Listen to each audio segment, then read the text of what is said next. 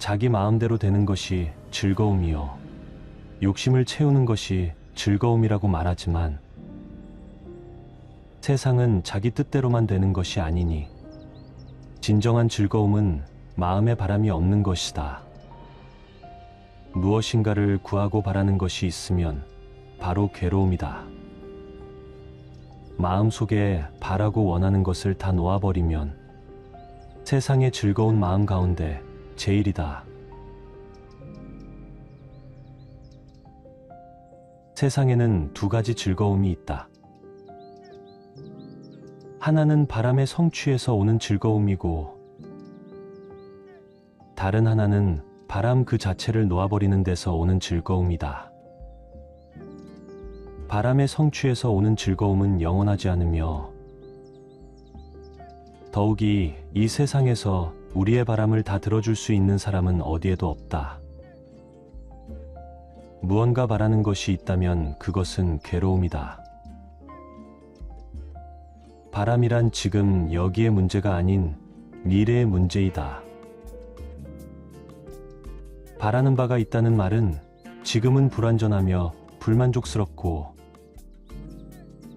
바람이 성취된 미래의 어느 순간을 좇는다는 뜻을 내포하고 있다.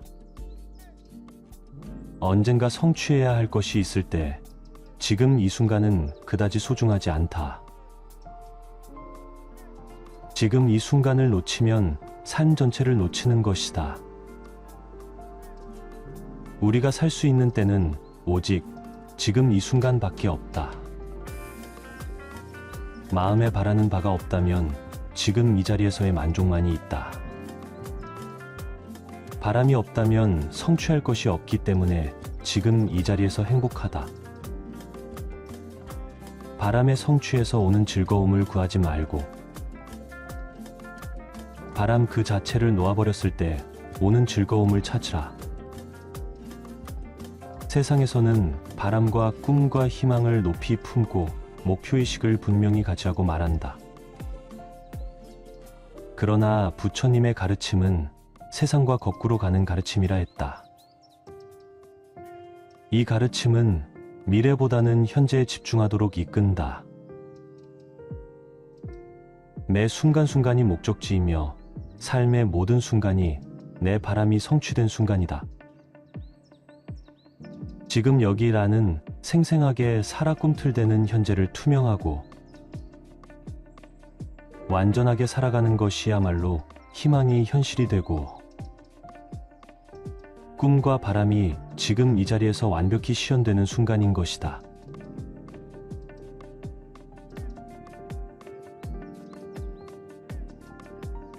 온갖 생각을 끈되 무기력에 빠지지 말고 욕심 속에 살되 욕심을 초월하며 티끌 같은 세상에 살되 티끌 세상을 뛰어넘어야 한다. 그리고 만물에 끝없는 자비를 주어라. 차별 있는 환경에서 차별 없는 고요함을 얻어라. 차별 없는 고요함에서 다시 차별 있는 지혜를 보여라.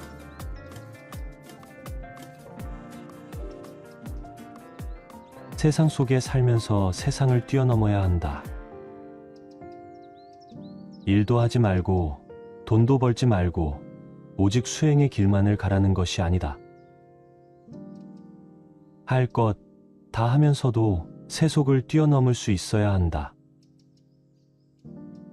돈을 벌되 돈에 집착하지 않고 생각을 하되 그 생각에 얽매이지 않으며 일을 하되 함이 없이 하는 것, 그것이 세상 속에서 세상을 뛰어넘는 길이다. 불교는 세속적인 삶을 거부하거나 소유를 부정하거나 집착을 증오하는 종교가 아니다. 다만 그 실체를 여실히 바라보도록 이끌 뿐 집착을 나쁜 것이라고 규정하면서 증오할 필요는 없다. 집착에 대한 혐오는 오히려 사람들에게 죄의식만을 심어줄 뿐이다. 집착도 소유도 욕심도 아주 자연스러운 현상이다. 재물이나 돈이나 아름다운 여인을 보고 아무런 감정도 아무런 욕심도 일어나지 않기를 바라는 것은 돌처럼 되라는 말과 다르지 않다. 모든 것에 초연하게 무감각해지라는 것이 아니라 그 모든 것들을 인정하고 두 눈 똑똑히 뜨고 깨어있는 정신으로 지켜보라는 것이다. 어둠은 빛을 비추면 사라지듯 집착도, 소유도, 무명도 차별 없는 사랑의 빛으로 관조했을 때 눈 녹듯 사라지고 만다. 좋고 싫은 것에도 끄달리지 말고 옳고 그른 것에도 집착하지 말고 역경과 순경 그 어디에도 집착하는 바 없이 살되 다만 일체의 모든 만물에 끝없는 자비의 비춤을 행하라. 좋고 싫은 것, 역경과 순경이라는 차별 있는 세상 속에서 살면서도 그러한 차별을 버리고 자비를 행하면 고요함을 얻는다. 그러한 고요함 속에서 차별 있는 지혜가 다시금 움튼다.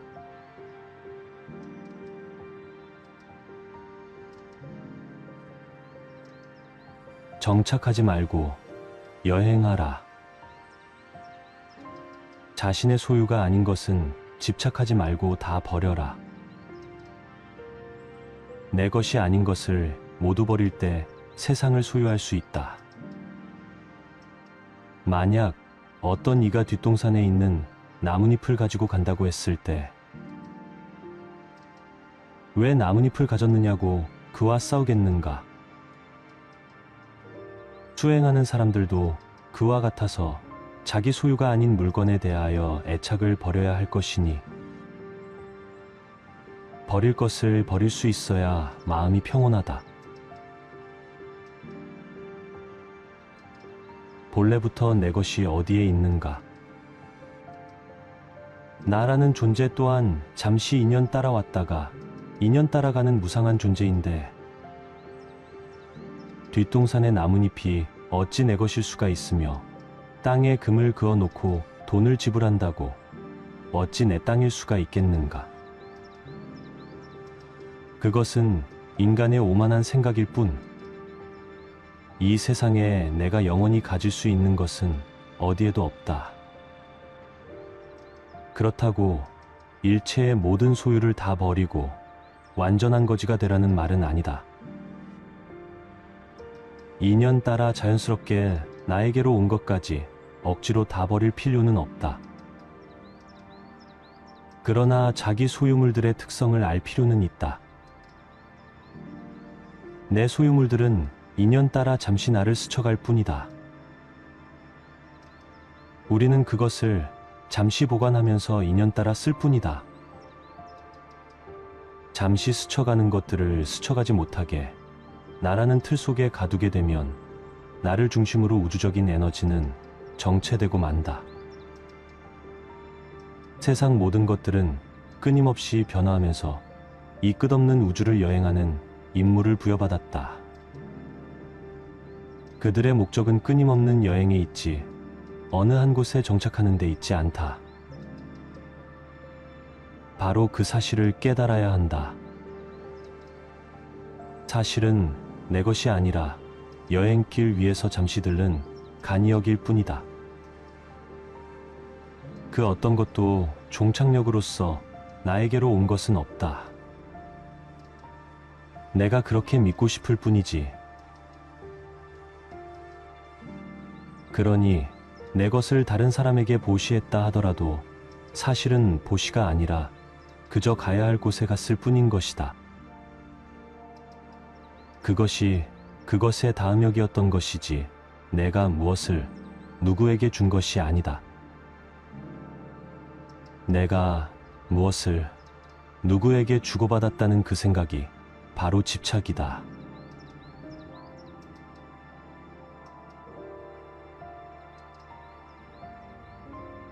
내 것이라고 집착하는 마음이 갖가지 괴로움을 일으키는 근본이 된다. 온갖 것에 대해 취하려는 생각을 하지 않으면 훗날 마음이 편안하여 마침내 근심이 없어진다. 자기 마음에 드는 것에 집착하지 않아야 할 것이니 이것은 탐심을 끊어버리기 위함이다. 자기 마음에 거슬리는 것에 성내지 않아야 할 것이니 이것은 진심을 없애기 위함이다. 어리석은 말에 집착하지 않아야 할 것이니 이것은 치심을 끊기 위함이다. 수행은 집착하지 않고 동요하지 않는 지혜의 연마이다. 인간이 가지고 있는 세 가지 독이 있다. 탐내고, 성내고, 어리석은 것이다. 나라는 상에 집착하기 때문에 내 것이다 라는 소유욕이 일어나고, 나의 소유물이 없으면 곧 나도 없다는 착각을 일으키는 것이다. 이처럼 내가 마음에 드는 것을 내 것으로 만들려는 집착과 소유욕을 버리는 것이 탐심의 뿌리를 뽑는 첫 번째 수행이다. 두 번째로 내가 옳다는 생각에 집착함으로 내 생각과 어긋나는 생각을 가진 사람에게는 화를 내게 된다. 내가 옳다는 것은 너는 틀리다는 것인데 이것이야말로 모든 다툼과 성냄의 씨앗이다. 사실 그 어떤 생각도 전적으로 옳거나 그를 수 없다. 다만 서로 다를 뿐이지 옳고 그른 것이 아니다. 마음에 거슬리는 것이 있더라도 그것이 내 생각과 다르다고 화를 낼 것이 아니라 받아들여주는 것, 이것이 진심의 뿌리를 뽑는 두 번째 수행이다. 그리고 셋째로 이 모든 뿌리에 있는 생각인 내가 있다고 하는 착각이 바로 어리석음, 곧 치심이다. 나는 실체적인 것이 아니라 인연 따라 생겨난 비실체적이고 연기적인 존재임을 바로 알고 나에게 집착하지 않는 것이 치심의 뿌리를 뽑는 세 번째 수행이다. 수행이란 이렇듯 나에 집착하지 않고 동요하지 않는 지혜를 연마하여 탐진치 삼독심에서 완전히 벗어나는 일이다.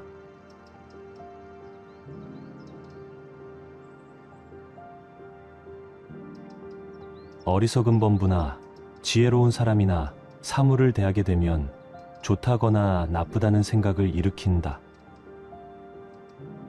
그렇다면 이 두 사람의 차이는 무엇이겠는가? 범부들은 자기의 감정에 포로가 되어 집착하지만 지혜로운 사람은 감정을 갖더라도 그것에 포로가 되지는 않는다. 그래서 어리석은 사람은 두 번째의 화살을 맞는다고 말하고 지혜로운 사람은 두 번째의 화살을 맞지 않는다고 말한다. 이를테면 누군가가 나를 미워해 욕을 하고 시비를 걸어올 때 그것은 첫 번째 화살을 맞는 것이다. 그러나 그 말 한마디에 휘둘리고 괴로워할 이유가 무엇인가? 어리석은 사람은 욕을 들음으로써 괴롭고 연이어 그 괴로운 감정에 포로가 되어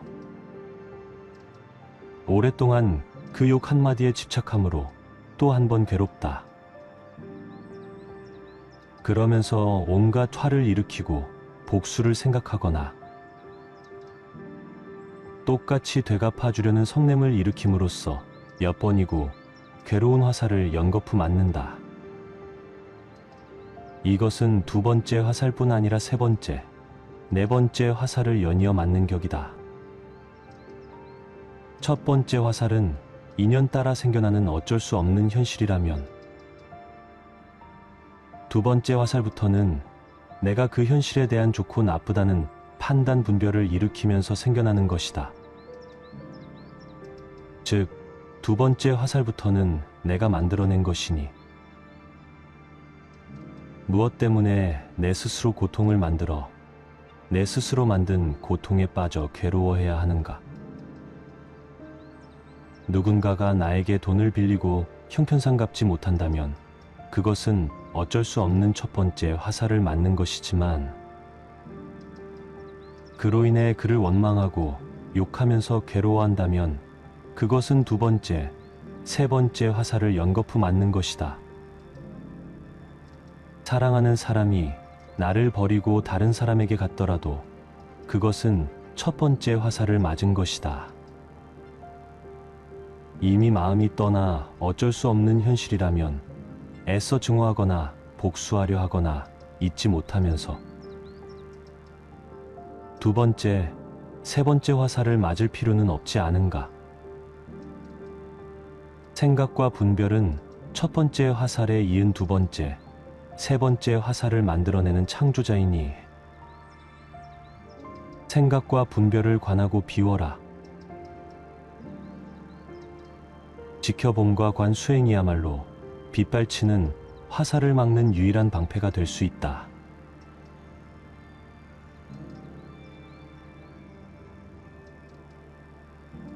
옛 것을 너무 좋아하지도 말고 새 것에 너무 매혹당하지 말라. 사라져가는 자에 대해 너무 슬퍼할 필요도 없고 새롭게 다가와 유혹하는 자에게 사로잡혀서도 안 된다.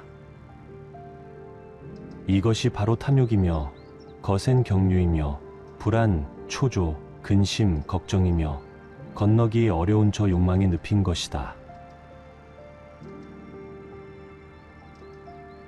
오는 사람 막지 않고 가는 사람 붙잡지 않는다. 다만 인연 따라 물 흐르듯 그렇게 내버려 두고 집착 없는 마음으로 모든 일을 행한다. 경계 또한 그렇다. 오는 역경계라도 막을 것 없고 가는 순경계라도 붙잡아 두려고 애쓸 것 없다. 익숙한 것이 떠나간다고 서글퍼하지도 말고 새로운 것이 다가온다고 너무 매혹당할 것도 없다. 한 번 온 것은 때가 되면 갈 것이고 또 갈 것이 가고 나면 올 것은 오게 되어 있다. 인연이 다하면 갈 뿐 가고 나면 또 다른 인연이 다가올 것이다. 인연이 아니라면 오지 않을 뿐 그 인연이 오지 않더라도 또 다른 인연이 올 것이다. 뭘 어떻게 하려고 하는 마음만 다 놓아버리고 살면 물 흐르듯 그냥 살면 오고 갈 것도 없고 좋고 싫을 것도 없고 맞고 틀릴 것도 없고 성공도 실패도 없고 바람도 성취도 없고 다 좋을 뿐 그냥 좋고 싫을 것도 없이 그냥 그러할 뿐 여여하게 그러할 뿐이다. 올 것들은 정확히 오게 되어 있고 갈 것들은 정확히 가게 되어 있다. 붙잡는다고 갈 것이 오는 것도 아니고 등 떠민다고 올 것이 가는 것도 아니다. 모든 것을 인연에 맡기고 받아들이라. 자연스러운 삶의 흐름에 몸을 맡기라. 법계의 강에 온 존재를 내맡기고 흐름을 따라 다만 흐르라. 이 길로 가려고 애쓸 것도 없고 저 길로 가지 않으려고 애쓸 것도 없다. 이미 지나온 길을 거슬러 되돌아가려고 후회하지도 말고 아직 오지 않은 길을 빨리 도착하려고 애쓸 것도 없이 다만 온몸에 힘을 빼고 함께 따라 흘러라.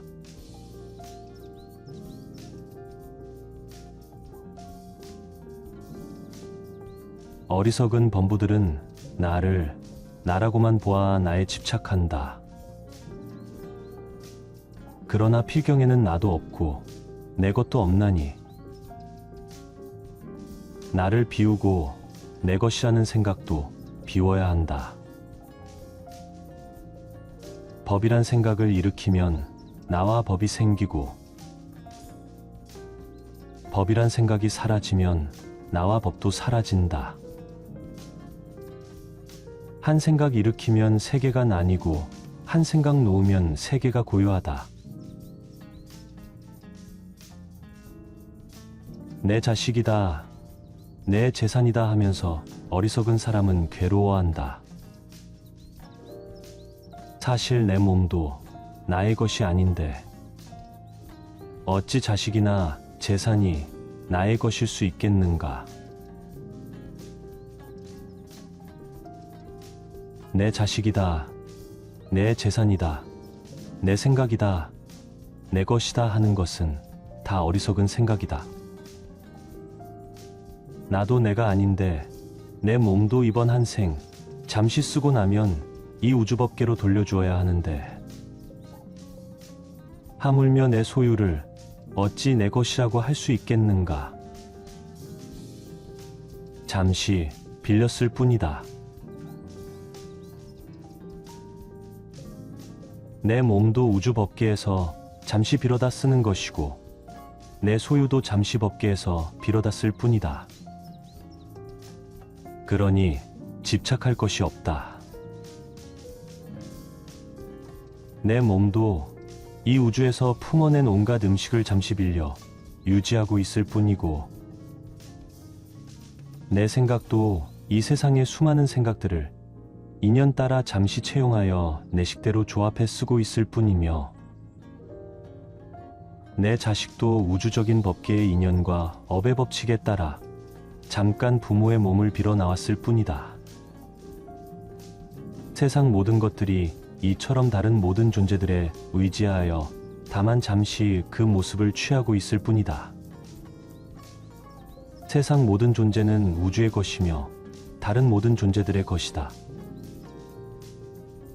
내가 곧 이 우주이며 또한 나는 이 우주의 모든 존재들과 긴밀하게 연결되어 있다. 그러니 어찌 내가 누구를 가지고 내가 무엇을 집착하고 누가 무엇을 소유할 수 있겠는가? 온 우주는 전체가 전체에 의해 존재하며 전체가 전체에 의해 소유되고 있는 것이다. 내 것이란 울타리를 걷어내면 모든 것이 그대로 있을 곳에 있고 제자리를 찾는다. 한 생각 일으켜 내 것을 만들면 세계가 나뉘어 시끄럽지만 한 생각 놓아 내 것을 걷어내면 세계도 나도 나뉘지 않아 고요하다.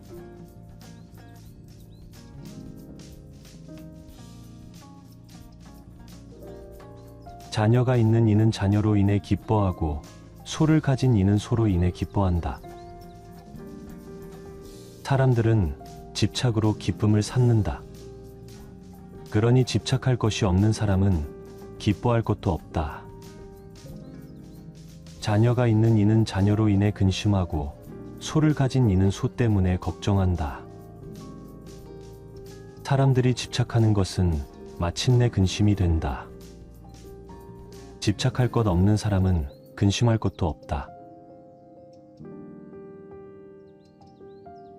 많은 사람들에게 소유가 기쁨이다. 집착하는 것을 얻었을 때 하늘을 날아갈 듯 기쁘다. 아마도 죽을 때까지 내 것이라는 소유를 늘리는 것이 모든 사람들의 공통된 삶의 과제일 것이다. 그러나 이 모든 소유에서 오는 기쁨은 영원하지 않으며 근원적이지 않다. 언젠가 소유물은 없어지고 만다. 소유한 것이 소멸되었을 때 그에 따른 괴로움이 동반된다. 그러나 소유하더라도 소유에 대한 집착이 없을 때 그때 참된 기쁨은 언제나 그 자리에 있다. 사람들이 집착하는 것이 우선 당장에는 달콤할지 모르지만 그것은 마침내 근심이 되고 만다. 집착으로서 소유로서 행복을 찾고자 한다면 그것은 그 이면에 행복의 크기만한 불행의 씨앗을 키우고 있는 것에 불과하다. 모든 소유의 기쁨은 곧 괴로움으로 바뀐다. 이것은 영원한 진리이다. 세상의 모든 집착을 놓으라. 소유하고 있으면서도 그 소유물에 집착하지 말라. 집착 없이 소유한다면 세상을 다 소유해도 상관없다. 언젠가 소멸되었을 때 마음에 아무런 파장이 없을 것이기에 집착이 없으면 근심도 없다.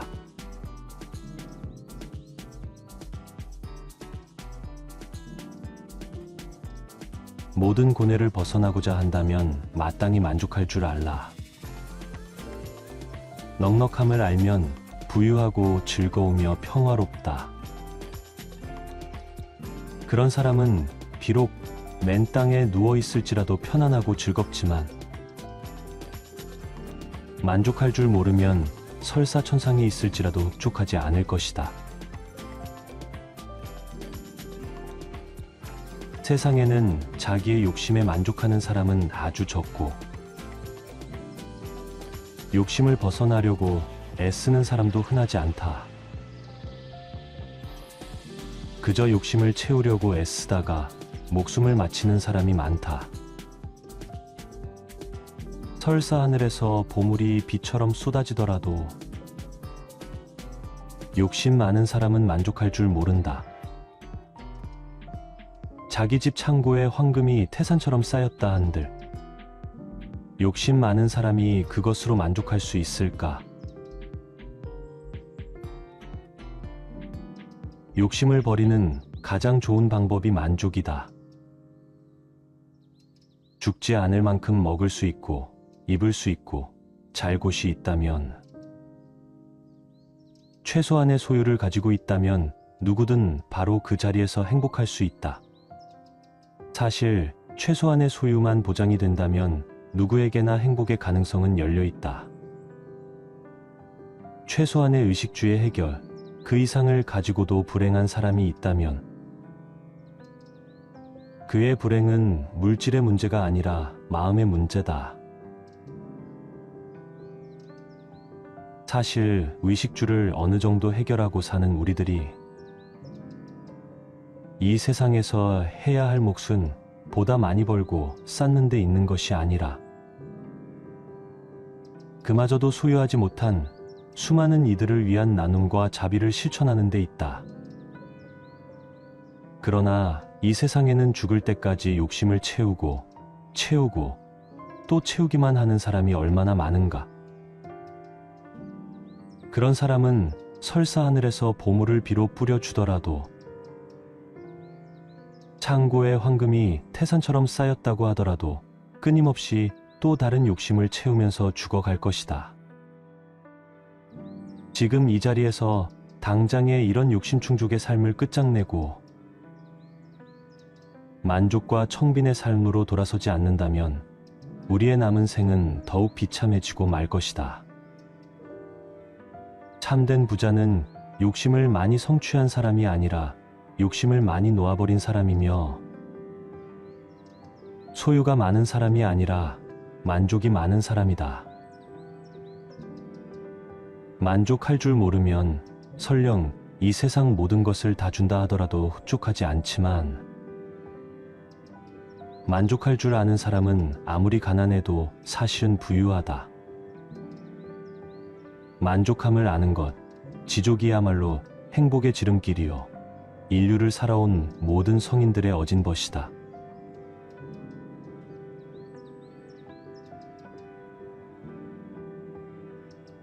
마음이 탐욕을 벗어나지 못하기 때문에 중생들이 무거운 짐을 지게 된다. 탐욕으로부터 벗어나지 못하는 한 무거운 짐을 벗을 수는 없다. 짐을 지는 것은 세상 사람들의 병이요 짐을 벗어버리는 것은 최상의 즐거움이니, 무거운 짐을 버릴지언정 새 짐을 만들지 말라. 우리가 짊어지고 있는 가장 무거운 짐이 탐욕의 짐이다.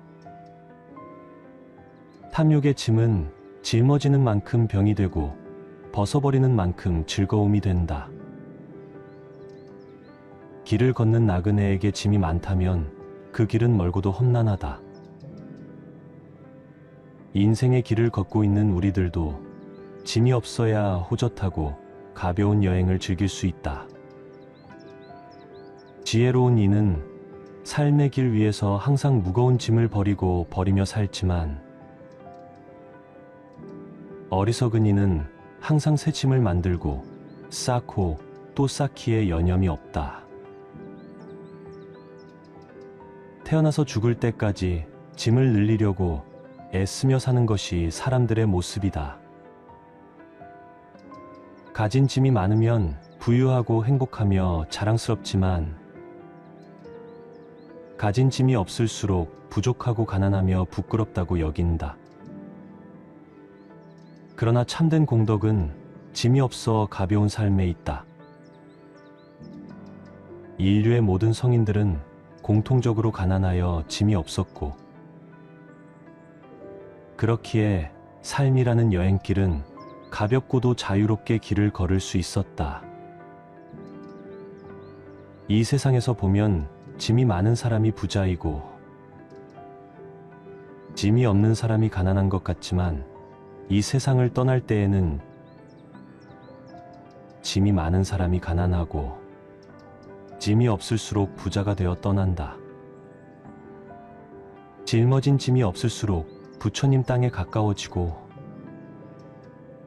짊어진 짐이 많을수록 저 깊은 지하 세계의 지옥과는 가까워진다. 짐이 없어야 홀가분하게 높이 높이 오를 수 있지. 짐이 많으면 가라앉고 또 가라앉아 저 지옥의 끝까지 가게 된다. 내 탐욕의 짐은 얼마인가? 이미 쌓아놓은 짐과 쌓기 위해 발버둥치는 짐은 과연 얼마인가? 그 모든 짐을 내려놓고 홀가분하게 가라.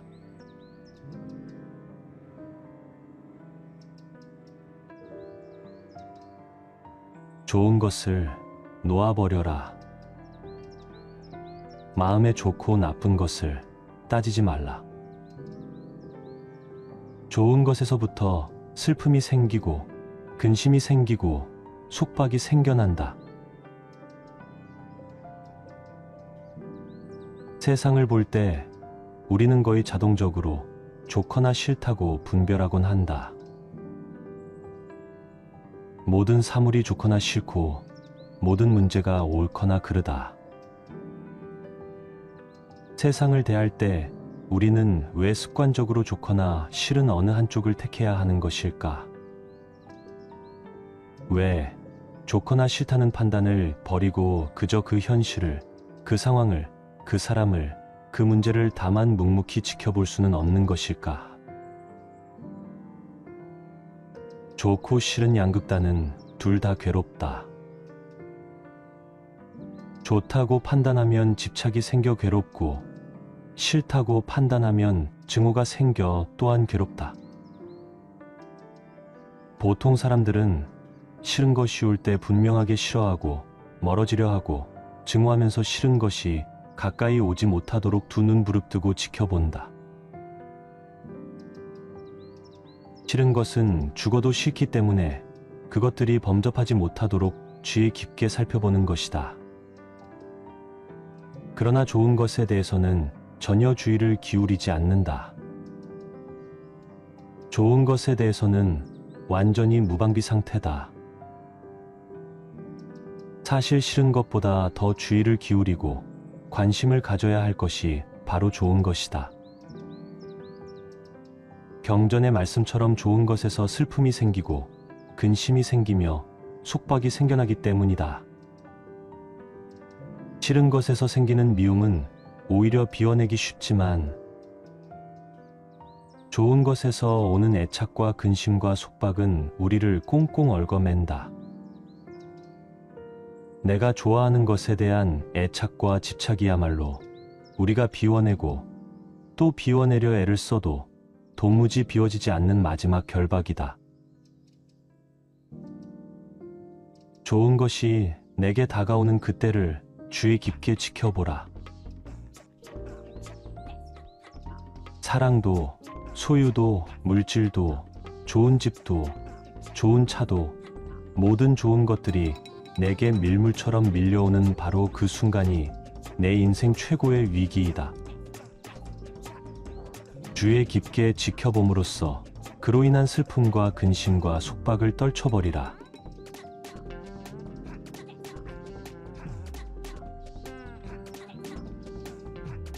보살은 모든 보살행을 갖추고 익히지만 거기에 집착하지 않는다.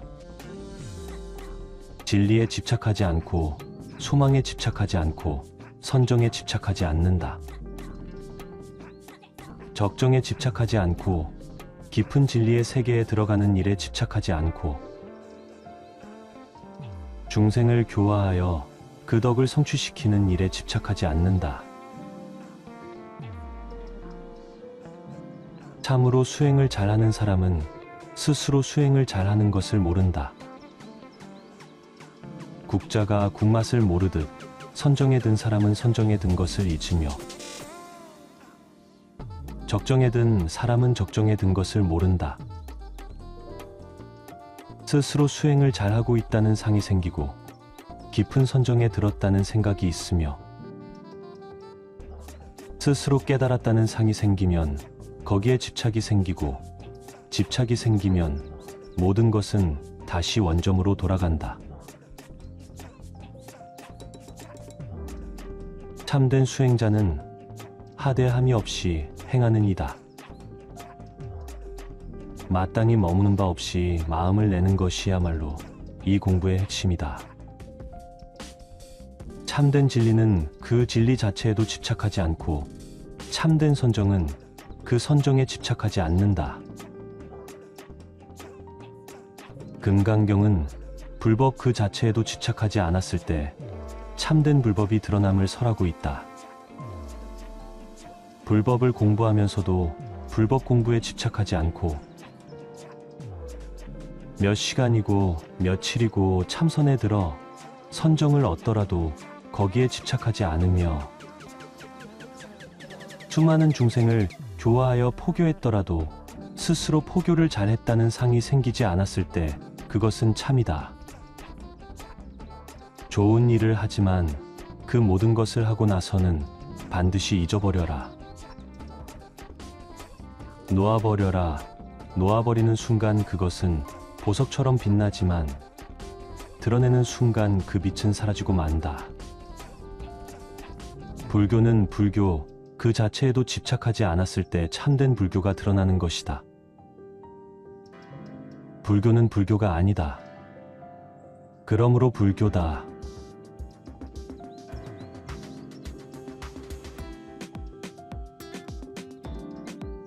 욕심은 더럽기가 똥덩이 같고 밑 빠진 그릇 같으며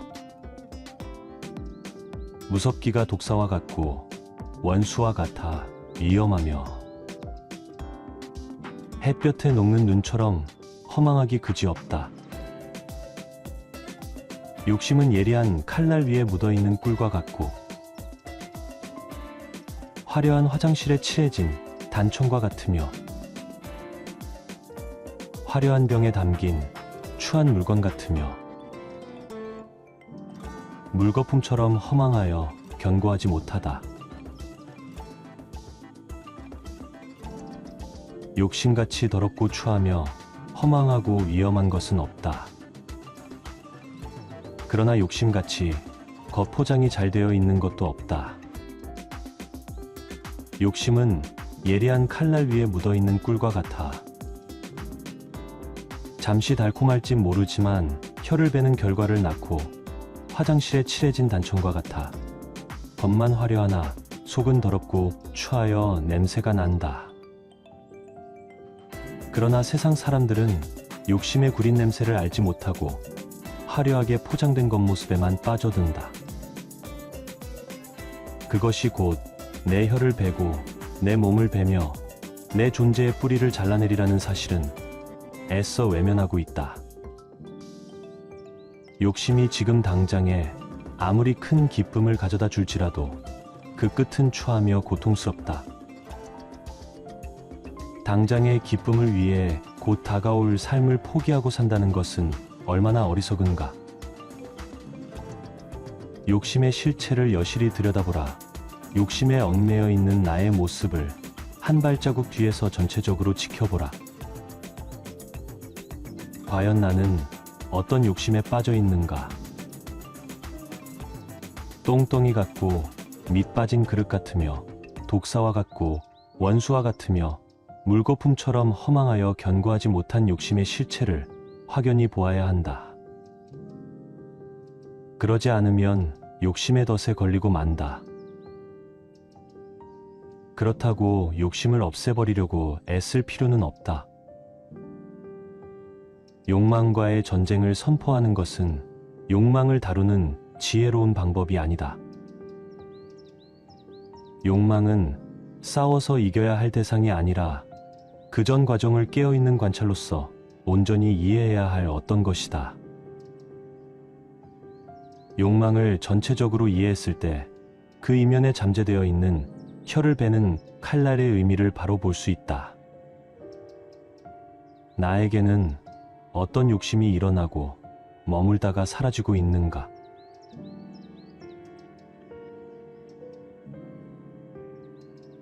자기 마음대로 되는 것이 즐거움이요. 욕심을 채우는 것이 즐거움이라고 말하지만 세상은 자기 뜻대로만 되는 것이 아니니 진정한 즐거움은 마음에 바람이 없는 것이다. 무엇인가를 구하고 바라는 것이 있으면 바로 괴로움이다. 마음속에 바라고 원하는 것을 다 놓아버리면 세상의 즐거운 마음 가운데 제일이다. 세상에는 두 가지 즐거움이 있다. 하나는 바람의 성취에서 오는 즐거움이고 다른 하나는 바람 그 자체를 놓아버리는 데서 오는 즐거움이다. 바람의 성취에서 오는 즐거움은 영원하지 않으며 더욱이 이 세상에서 우리의 바람을 다 들어줄 수 있는 사람은 어디에도 없다. 무언가 바라는 것이 있다면 그것은 괴로움이다. 바람이란 지금 여기의 문제가 아닌 미래의 문제이다. 바라는 바가 있다는 말은 지금은 불완전하며 불만족스럽고 바람이 성취된 미래의 어느 순간을 좇는다는 뜻을 내포하고 있다. 언젠가 성취해야 할 것이 있을 때 지금 이 순간은 그다지 소중하지 않다. 지금 이 순간을 놓치면 삶 전체를 놓치는 것이다. 우리가 살 수 있는 때는 오직 지금 이 순간밖에 없다. 마음에 바라는 바가 없다면 지금 이 자리에서의 만족만이 있다. 바람이 없다면 성취할 것이 없기 때문에 지금 이 자리에서 행복하다. 바람의 성취에서 오는 즐거움을 구하지 말고 바람 그 자체를 놓아버렸을 때 오는 즐거움을 찾으라. 세상에서는 바람과 꿈과 희망을 높이 품고 목표의식을 분명히 가지라고 말한다. 그러나 부처님의 가르침은 세상과 거꾸로 가는 가르침이라 했다. 이 가르침은 미래보다는 현재에 집중하도록 이끈다. 매 순간순간이 목적지이며 삶의 모든 순간이 내 바람이 성취된 순간이다. 지금 여기라는 생생하게 살아 꿈틀대는 현재를 투명하고 완전하게 살아가는 것이야말로 희망이 현실이 되고 꿈과 바람이 지금 이 자리에서 완벽히 실현되는 순간인 것이다.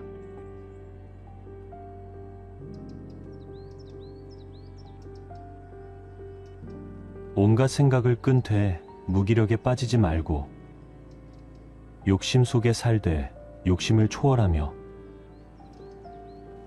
티끌 같은 세상에 살되 티끌 세상을 뛰어넘어야 한다. 그리고 만물에 끝없는 자비를 주어라. 차별 있는 환경에서 차별 없는 고요함을 얻어라. 차별 없는 고요함에서 다시 차별 있는 지혜를 보여라.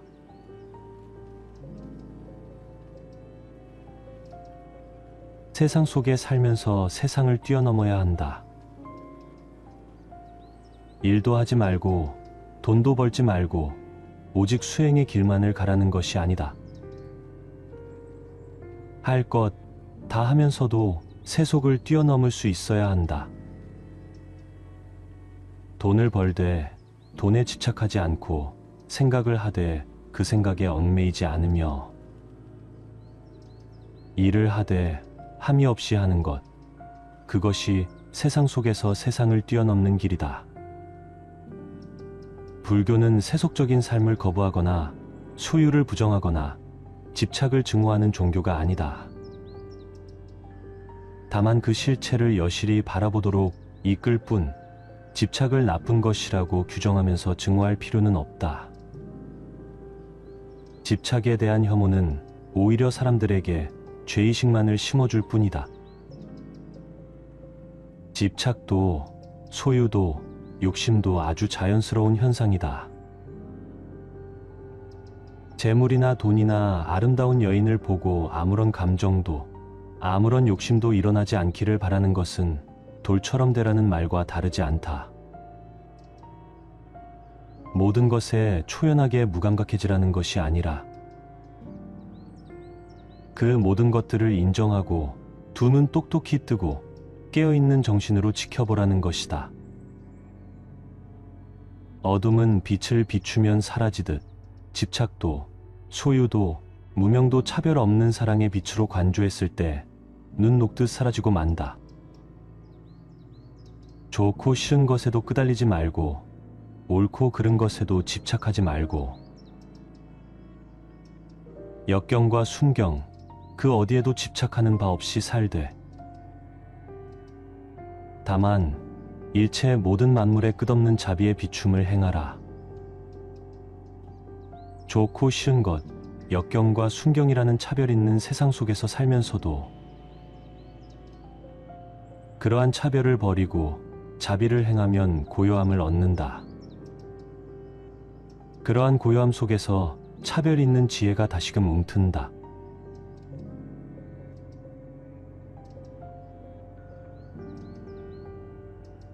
정착하지 말고 여행하라. 자신의 소유가 아닌 것은 집착하지 말고 다 버려라. 내 것이 아닌 것을 모두 버릴 때 세상을 소유할 수 있다. 만약 어떤 이가 뒷동산에 있는 나뭇잎을 가지고 간다고 했을 때 왜 나뭇잎을 가졌느냐고 그와 싸우겠는가? 수행하는 사람들도 그와 같아서 자기 소유가 아닌 물건에 대하여 애착을 버려야 할 것이니 버릴 것을 버릴 수 있어야 마음이 평온하다. 본래부터 내 것이 어디에 있는가? 나라는 존재 또한 잠시 인연 따라왔다가 인연 따라가는 무상한 존재인데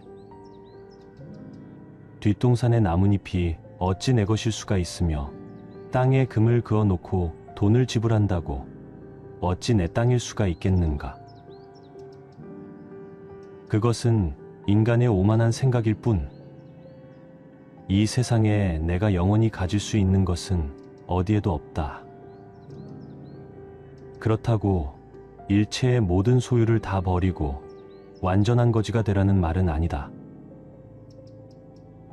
인연 따라 자연스럽게 나에게로 온 것까지 억지로 다 버릴 필요는 없다.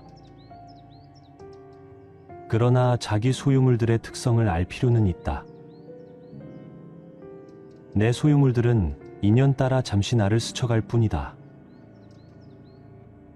우리는 그것을 잠시 보관하면서 인연 따라 쓸 뿐이다. 잠시 스쳐가는 것들을 스쳐가지 못하게 나라는 틀 속에 가두게 되면 나를 중심으로 우주적인 에너지는 정체되고 만다. 세상 모든 것들은 끊임없이 변화하면서 이 끝없는 우주를 여행하는 임무를 부여받았다. 그들의 목적은 끊임없는 여행에 있지 어느 한 곳에 정착하는 데 있지 않다. 바로 그 사실을 깨달아야 한다. 사실은 내 것이 아니라 여행길 위에서 잠시 들른 간이역일 뿐이다. 그 어떤 것도 종착역으로서 나에게로 온 것은 없다. 내가 그렇게 믿고 싶을 뿐이지. 그러니 내 것을 다른 사람에게 보시했다 하더라도 사실은 보시가 아니라 그저 가야 할 곳에 갔을 뿐인 것이다. 그것이 그것의 다음역이었던 것이지 내가 무엇을 누구에게 준 것이 아니다. 내가 무엇을 누구에게 주고받았다는 그 생각이 바로 집착이다.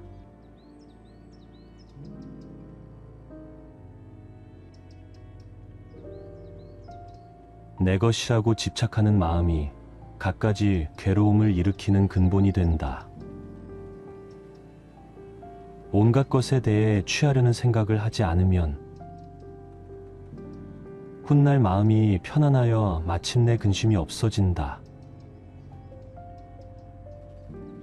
자기 마음에 드는 것에 집착하지 않아야 할 것이니 이것은 탐심을 끊어버리기 위함이다. 자기 마음에 거슬리는 것에 성내지 않아야 할 것이니 이것은 진심을 없애기 위함이다. 어리석은 말에 집착하지 않아야 할 것이니 이것은 치심을 끊기 위함이다. 수행은 집착하지 않고 동요하지 않는 지혜의 연마이다. 인간이 가지고 있는 세 가지 독이 있다. 탐내고, 성내고, 어리석은 것이다. 나라는 상에 집착하기 때문에 내 것이다 라는 소유욕이 일어나고, 나의 소유물이 없으면 곧 나도 없다는 착각을 일으키는 것이다. 이처럼 내가 마음에 드는 것을 내 것으로 만들려는 집착과 소유욕을 버리는 것이 탐심의 뿌리를 뽑는 첫 번째 수행이다. 두 번째로 내가 옳다는 생각에 집착함으로 내 생각과 어긋나는 생각을 가진 사람에게는 화를 내게 된다. 내가 옳다는 것은 너는 틀리다는 것인데 이것이야말로 모든 다툼과 성냄의 씨앗이다. 사실 그 어떤 생각도 전적으로 옳거나 그를 수 없다. 다만 서로 다를 뿐이지 옳고 그른 것이 아니다. 마음에 거슬리는 것이 있더라도 그것이 내 생각과 다르다고 화를 낼 것이 아니라 받아들여주는 것, 이것이 진심의 뿌리를 뽑는 두 번째 수행이다. 그리고 셋째로 이 모든 뿌리에 있는 생각인 내가 있다고 하는 착각이 바로 어리석음, 곧 치심이다. 나는 실체적인 것이 아니라 인연 따라 생겨난 비실체적이고 연기적인 존재임을 바로 알고 나에게 집착하지 않는 것이 치심의 뿌리를 뽑는 세 번째 수행이다. 수행이란 이렇듯 나에 집착하지 않고 동요하지 않는 지혜를 연마하여 탐진치 삼독심에서 완전히 벗어나는 일이다.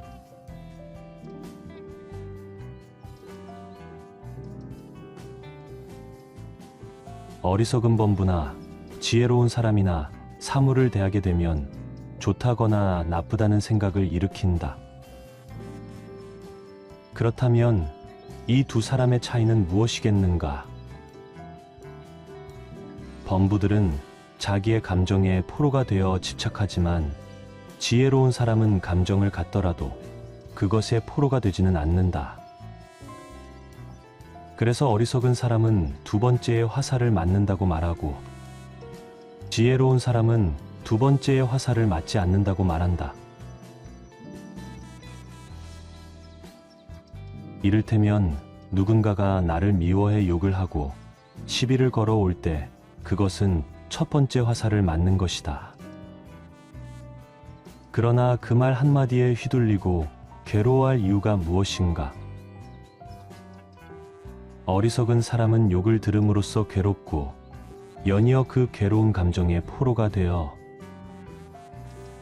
오랫동안 그 욕 한마디에 집착함으로 또 한 번 괴롭다. 그러면서 온갖 화를 일으키고 복수를 생각하거나 똑같이 되갚아 주려는 성냄을 일으킴으로써 몇 번이고 괴로운 화살을 연거푸 맞는다. 이것은 두 번째 화살뿐 아니라 세 번째, 네 번째 화살을 연이어 맞는 격이다. 첫 번째 화살은 인연 따라 생겨나는 어쩔 수 없는 현실이라면, 두 번째 화살부터는 내가 그 현실에 대한 좋고 나쁘다는 판단 분별을 일으키면서 생겨나는 것이다. 즉, 두 번째 화살부터는 내가 만들어낸 것이니, 무엇 때문에 내 스스로 고통을 만들어 내 스스로 만든 고통에 빠져 괴로워해야 하는가? 누군가가 나에게 돈을 빌리고 형편상 갚지 못한다면 그것은 어쩔 수 없는 첫 번째 화살을 맞는 것이지만, 그로 인해 그를 원망하고 욕하면서 괴로워한다면 그것은 두 번째, 세 번째 화살을 연거푸 맞는 것이다. 사랑하는 사람이 나를 버리고 다른 사람에게 갔더라도 그것은 첫 번째 화살을 맞은 것이다. 이미 마음이 떠나 어쩔 수 없는 현실이라면 애써 증오하거나 복수하려 하거나 잊지 못하면서 두 번째, 세 번째 화살을 맞을 필요는 없지 않은가? 생각과 분별은 첫 번째 화살에 이은 두 번째, 세 번째 화살을 만들어내는 창조자이니, 생각과 분별을 관하고 비워라. 지켜봄과 관 수행이야말로 빗발치는 화살을 막는 유일한 방패가 될 수 있다.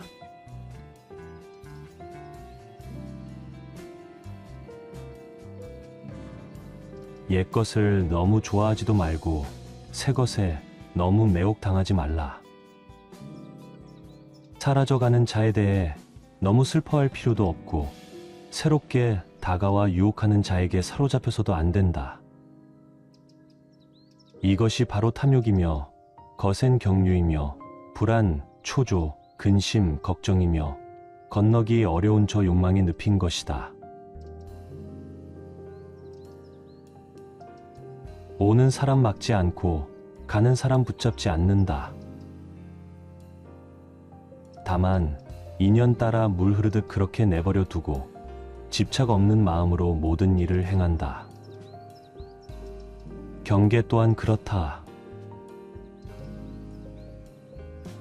오는 역경계라도 막을 것 없고 가는 순경계라도 붙잡아 두려고 애쓸 것 없다. 익숙한 것이 떠나간다고 서글퍼하지도 말고 새로운 것이 다가온다고 너무 매혹당할 것도 없다. 한 번 온 것은 때가 되면 갈 것이고 또 갈 것이 가고 나면 올 것은 오게 되어 있다. 인연이 닿으면 갈 뿐, 가고 나면 또 다른 인연이 다가올 것이다. 인연이 아니라면 오지 않을 뿐, 그 인연이 오지 않더라도 또 다른 인연이 올 것이다. 뭘 어떻게 하려고 하는 마음만 다 놓아버리고 살면, 물 흐르듯 그냥 살면 오고 갈 것도 없고 좋고 싫을 것도 없고 맞고 틀릴 것도 없고 성공도 실패도 없고 바람도 성취도 없고 다 좋을 뿐, 그냥 좋고 싫을 것도 없이 그냥 그러할 뿐, 여여하게 그러할 뿐이다. 올 것들은 정확히 오게 되어 있고 갈 것들은 정확히 가게 되어 있다. 붙잡는다고 갈 것이 오는 것도 아니고 등 떠민다고 올 것이 가는 것도 아니다. 모든 것을 인연에 맡기고 받아들이라. 자연스러운 삶의 흐름에 몸을 맡기라. 법계의 강에 온 존재를 내맡기고 흐름을 따라 다만 흐르라. 이 길로 가려고 애쓸 것도 없고 저 길로 가지 않으려고 애쓸 것도 없다. 이미 지나온 길을 거슬러 되돌아가려고 후회하지도 말고 아직 오지 않은 길을 빨리 도착하려고 애쓸 것도 없이 다만 온몸에 힘을 빼고 함께 따라 흘러라.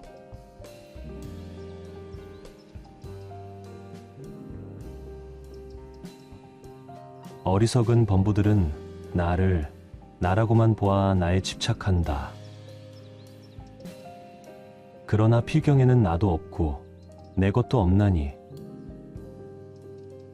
나를 비우고 내 것이라는 생각도 비워야 한다.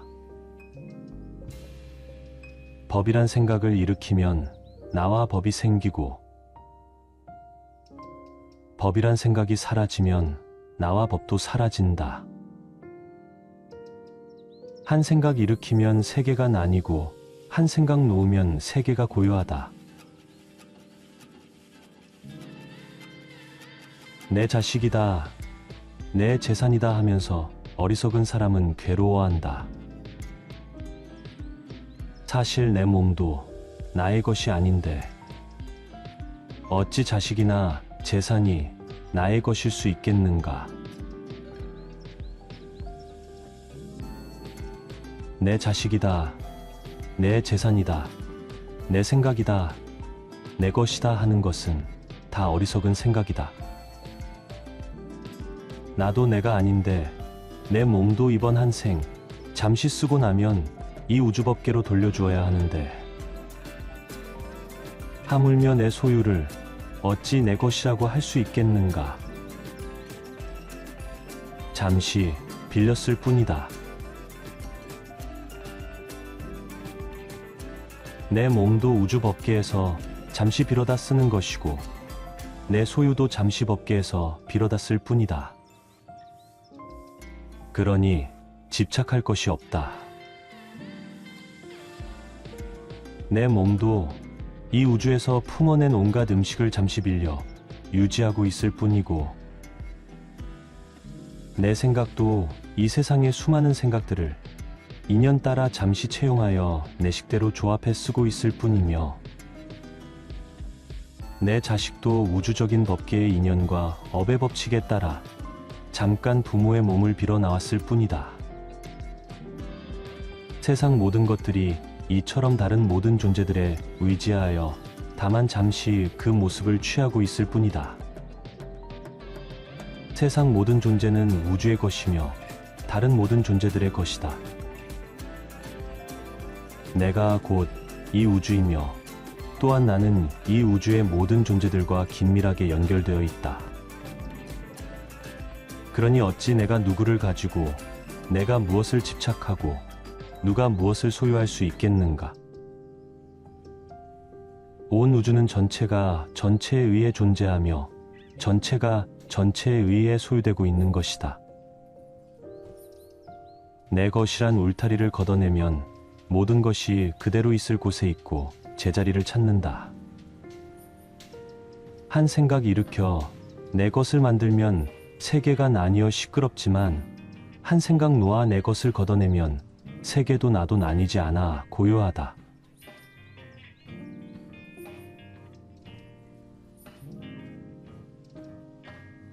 자녀가 있는 이는 자녀로 인해 기뻐하고 소를 가진 이는 소로 인해 기뻐한다. 사람들은 집착으로 기쁨을 찾는다. 그러니 집착할 것이 없는 사람은 기뻐할 것도 없다. 자녀가 있는 이는 자녀로 인해 근심하고 소를 가진 이는 소 때문에 걱정한다. 사람들이 집착하는 것은 마침내 근심이 된다. 집착할 것 없는 사람은 근심할 것도 없다. 많은 사람들에게 소유가 기쁨이다. 집착하는 것을 얻었을 때 하늘을 날아갈 듯 기쁘다. 아마도 죽을 때까지 내 것이라는 소유를 늘리는 것이 모든 사람들의 공통된 삶의 과제일 것이다. 그러나 이 모든 소유에서 오는 기쁨은 영원하지 않으며 근원적이지 않다. 언젠가 소유물은 없어지고 만다. 소유한 것이 소멸되었을 때 그에 따른 괴로움이 동반된다. 그러나 소유하더라도 소유에 대한 집착이 없을 때 그때 참된 기쁨은 언제나 그 자리에 있다. 사람들이 집착하는 것이 우선 당장에는 달콤할지 모르지만 그것은 마침내 근심이 되고 만다. 집착으로서, 소유로서 행복을 찾고자 한다면 그것은 그 이면에 행복의 크기만한 불행의 씨앗을 키우고 있는 것에 불과하다. 모든 소유의 기쁨은 곧 괴로움으로 바뀐다. 이것은 영원한 진리이다. 세상의 모든 집착을 놓으라. 소유하고 있으면서도 그 소유물에 집착하지 말라. 집착 없이 소유한다면 세상을 다 소유해도 상관없다. 언젠가 소멸되었을 때 마음에 아무런 파장이 없을 것이기에 집착이 없으면 근심도 없다.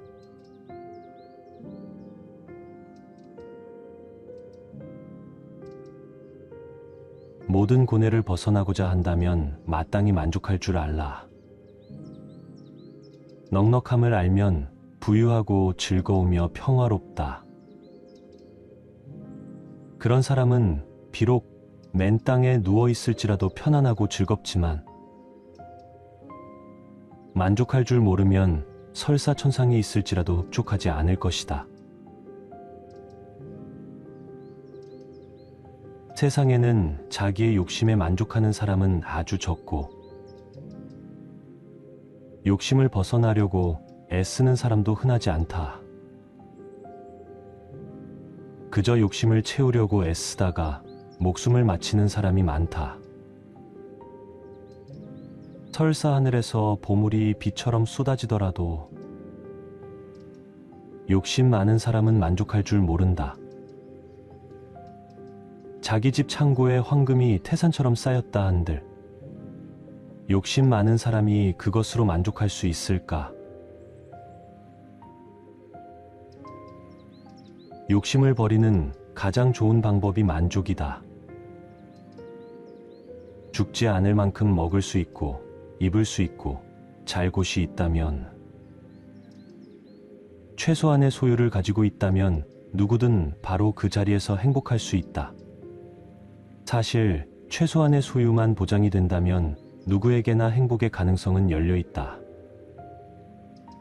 최소한의 의식주의 해결, 그 이상을 가지고도 불행한 사람이 있다면 그의 불행은 물질의 문제가 아니라 마음의 문제다. 사실 의식주를 어느 정도 해결하고 사는 우리들이 이 세상에서 해야 할 몫은 보다 많이 벌고 쌓는 데 있는 것이 아니라 그마저도 소유하지 못한 수많은 이들을 위한 나눔과 자비를 실천하는 데 있다. 그러나 이 세상에는 죽을 때까지 욕심을 채우고 또 채우기만 하는 사람이 얼마나 많은가. 그런 사람은 설사 하늘에서 보물을 비로 뿌려주더라도, 창고에 황금이 태산처럼 쌓였다고 하더라도 끊임없이 또 다른 욕심을 채우면서 죽어갈 것이다. 지금 이 자리에서 당장의 이런 욕심 충족의 삶을 끝장내고 만족과 청빈의 삶으로 돌아서지 않는다면 우리의 남은 생은 더욱 비참해지고 말 것이다. 참된 부자는 욕심을 많이 성취한 사람이 아니라 욕심을 많이 놓아버린 사람이며, 소유가 많은 사람이 아니라 만족이 많은 사람이다. 만족할 줄 모르면 설령 이 세상 모든 것을 다 준다 하더라도 흡족하지 않지만, 만족할 줄 아는 사람은 아무리 가난해도 사실은 부유하다. 만족함을 아는 것, 지족이야말로 행복의 지름길이요. 인류를 살아온 모든 성인들의 어진 벗이다.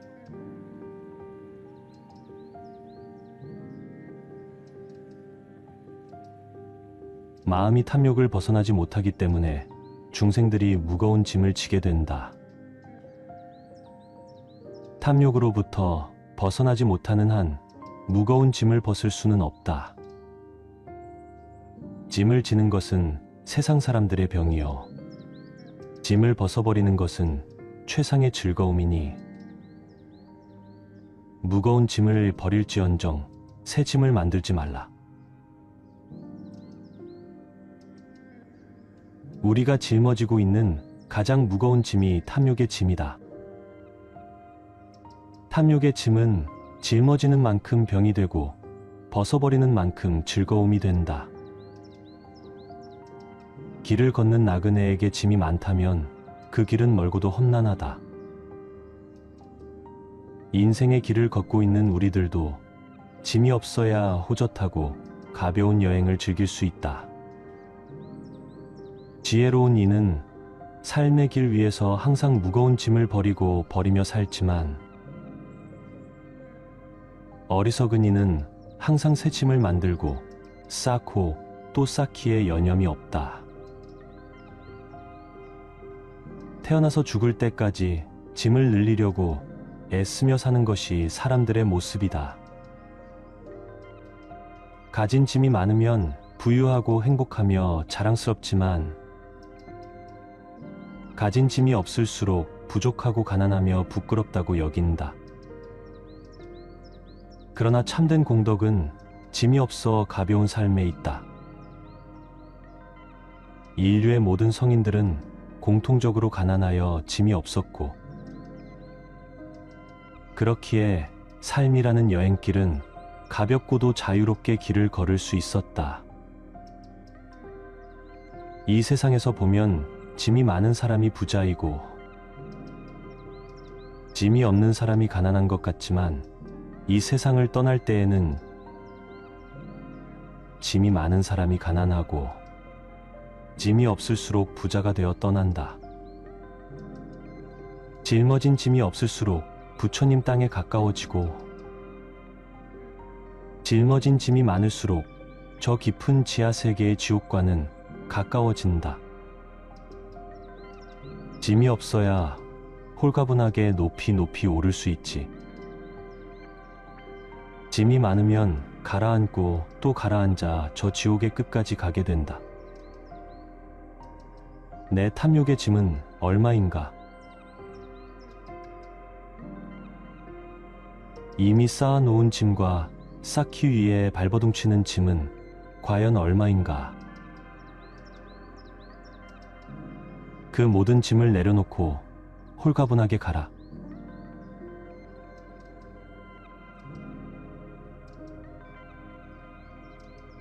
좋은 것을 놓아버려라.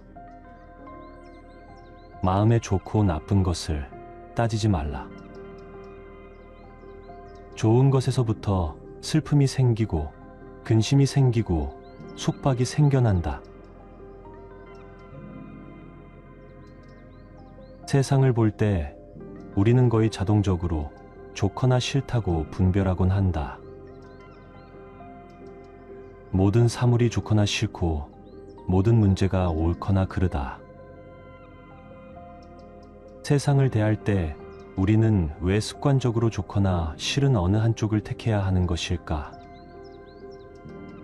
왜 좋거나 싫다는 판단을 버리고 그저 그 현실을, 그 상황을, 그 사람을, 그 문제를 다만 묵묵히 지켜볼 수는 없는 것일까? 좋고 싫은 양극단은 둘 다 괴롭다. 좋다고 판단하면 집착이 생겨 괴롭고 싫다고 판단하면 증오가 생겨 또한 괴롭다. 보통 사람들은 싫은 것이 올 때 분명하게 싫어하고 멀어지려 하고 증오하면서 싫은 것이 가까이 오지 못하도록 두 눈 부릅뜨고 지켜본다. 싫은 것은 죽어도 싫기 때문에 그것들이 범접하지 못하도록 주의 깊게 살펴보는 것이다. 그러나 좋은 것에 대해서는 전혀 주의를 기울이지 않는다. 좋은 것에 대해서는 완전히 무방비 상태다. 사실 싫은 것보다 더 주의를 기울이고 관심을 가져야 할 것이 바로 좋은 것이다. 경전의 말씀처럼 좋은 것에서 슬픔이 생기고 근심이 생기며 속박이 생겨나기 때문이다. 싫은 것에서 생기는 미움은 오히려 비워내기 쉽지만 좋은 것에서 오는 애착과 근심과 속박은 우리를 꽁꽁 얽어맨다. 내가 좋아하는 것에 대한 애착과 집착이야말로 우리가 비워내고 또 비워내려 애를 써도 도무지 비워지지 않는 마지막 결박이다. 좋은 것이 내게 다가오는 그때를 주의 깊게 지켜보라. 사랑도, 소유도, 물질도, 좋은 집도, 좋은 차도, 모든 좋은 것들이 내게 밀물처럼 밀려오는 바로 그 순간이 내 인생 최고의 위기이다. 주의 깊게 지켜봄으로써 그로 인한 슬픔과 근심과 속박을 떨쳐버리라.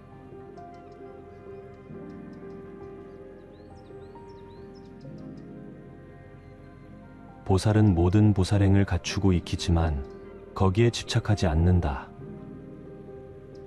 진리에 집착하지 않고 소망에 집착하지 않고 선정에 집착하지 않는다.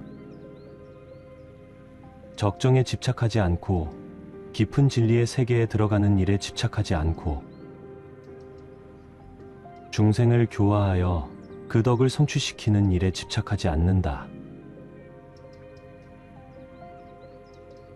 참으로 수행을 잘하는 사람은 스스로 수행을 잘하는 것을 모른다. 국자가 국맛을 모르듯 선정에 든 사람은 선정에 든 것을 잊으며 적정에 든 사람은 적정에 든 것을 모른다. 스스로 수행을 잘하고 있다는 상이 생기고 깊은 선정에 들었다는 생각이 있으며 스스로 깨달았다는 상이 생기면 거기에 집착이 생기고 집착이 생기면 모든 것은 다시 원점으로 돌아간다. 참된 수행자는 하대함이 없이 행하는 이다.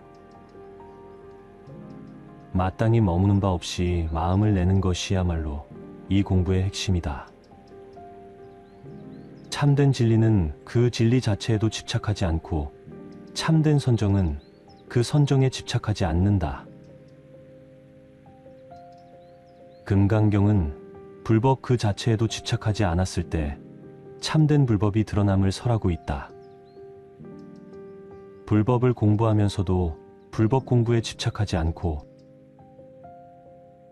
몇 시간이고 며칠이고 참선에 들어 선정을 얻더라도 거기에 집착하지 않으며 수많은 중생을 교화하여 포교했더라도 스스로 포교를 잘했다는 상이 생기지 않았을 때 그것은 참이다. 좋은 일을 하지만 그 모든 것을 하고 나서는 반드시 잊어버려라. 놓아버려라.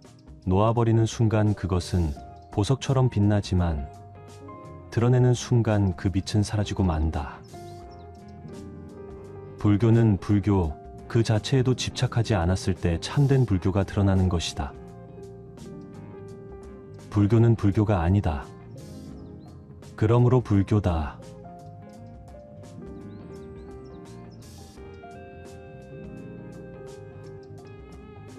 욕심은 더럽기가 똥덩이 같고 밑 빠진 그릇 같으며 무섭기가 독사와 같고 원수와 같아 위험하며 햇볕에 녹는 눈처럼 허망하기 그지없다. 욕심은 예리한 칼날 위에 묻어있는 꿀과 같고 화려한 화장실에 칠해진 단청과 같으며 화려한 병에 담긴 추한 물건 같으며 물거품처럼 허망하여 견고하지 못하다. 욕심같이 더럽고 추하며 허망하고 위험한 것은 없다. 그러나 욕심같이 겉포장이 잘 되어 있는 것도 없다. 욕심은 예리한 칼날 위에 묻어있는 꿀과 같아. 잠시 달콤할진 모르지만 혀를 베는 결과를 낳고 화장실에 칠해진 단청과 같아. 겉만 화려하나 속은 더럽고 추하여 냄새가 난다. 그러나 세상 사람들은 욕심의 구린 냄새를 알지 못하고 화려하게 포장된 겉모습에만 빠져든다. 그것이 곧 내 혀를 베고 내 몸을 베며 내 존재의 뿌리를 잘라내리라는 사실은 애써 외면하고 있다. 욕심이 지금 당장에 아무리 큰 기쁨을 가져다 줄지라도 그 끝은 추하며 고통스럽다.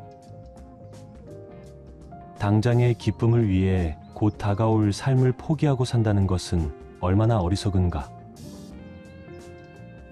욕심의 실체를 여실히 들여다보라. 욕심에 얽매여 있는 나의 모습을 한 발자국 뒤에서 전체적으로 지켜보라. 과연 나는 어떤 욕심에 빠져 있는가? 똥덩이 같고 밑 빠진 그릇 같으며 독사와 같고 원수와 같으며 물거품처럼 허망하여 견고하지 못한 욕심의 실체를 확연히 보아야 한다. 그러지 않으면 욕심의 덫에 걸리고 만다.